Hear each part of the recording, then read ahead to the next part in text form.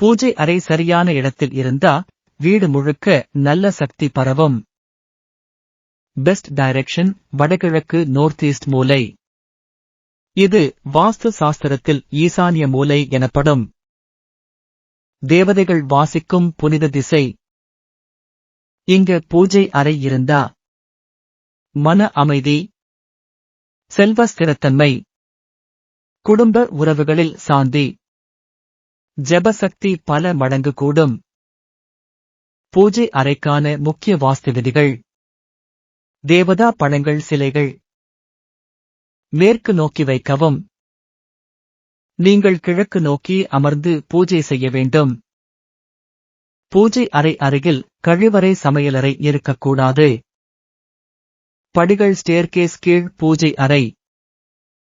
அது சக்தி அடக்கம் ஆகிற இடம் பாதிப்பு வரும். தூய்மை முக்கியம். தினமும் நீர் தெளித்து தீபம் ஏற்றவும். பழைய பூ, அழுக்கான பாணி வைக்கக்கூடாது. வெளிச்சம் இருக்கட்டும். கூரை மூடலாக இல்லாமலும் நிழல் இல்லாமலும் இருக்கணும். அப்பதான் நன்மை வண்டியாய் வரும்.